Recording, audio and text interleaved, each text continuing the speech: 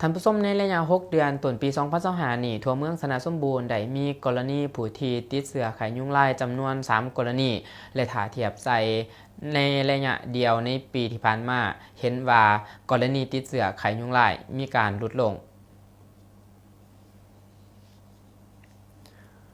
วันที่1กรกฎาคมนี้ท่านสมโพธิ์พรเทพากรรมการพรรคเมืองหัวหน้าของการสาธารณสุขเมืองสนะสมบูรณ์ให้สัมภาษณ์ต่อผู้สื่อข่าวท้องถิ่นของเมืองว่าเพื่อป้องกันและสกัดกั้นการระบาดของพยาธิไข้ยุงลายในปี2025ปัจจุบันของการสาธารณสุขเมืองสนะสมบูรณ์ได้วางแผนการเพื่อตอบโต้การระบาดของพยาธิไข้ยุงลายโดยปฏิบัติตามแผนการเกี่ยวกับการป้องกันและสกัดกั้นการระบาดของพยาธิไข้ยุงลายของแผนกสาธารณสุขแขวงว่างออกจากนั้นก็ได้พันขยายนับแต่ขันเทิงลงสู่ท้องถิ่นหากฐานกลุ่มบ้านภายในเมือง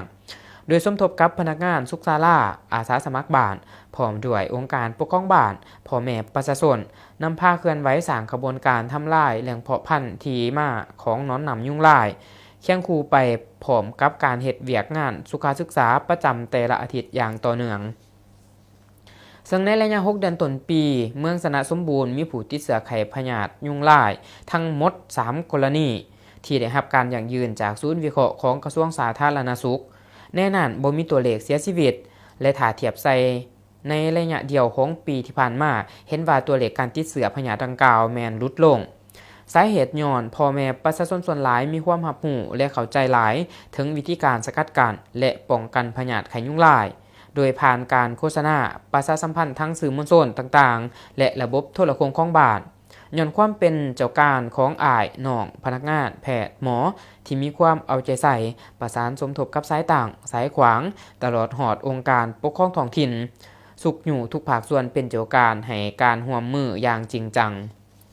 โอกาสเดียวกันนี้ท่านหัวหน้าองค์การสาธารณสุขเมืองได้เหียกของมายังทุกภาคส่วนในสังคมพร้อมกันเอาใจใส่สร้างขบวนการรักษาอนามัยตามสถานที่สำนักงาน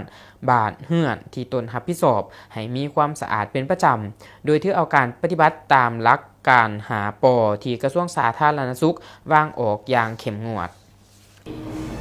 ในเมืองของพวกเฮาก็เป็นว่าได้สมทบกับสุขศาลาและเฮ็ดหน้าที่ในการเคลื่อนไหวทำลายแรงเพาะพันธุ์ยุงลายเฮ็ดประจำในทุกๆอาทิตย์เนาะเพื่อเฮ็ดให้แต่ละบ้านเฮือนหรือว่าครัวเรือนต่างๆหันแม่นปราศจาก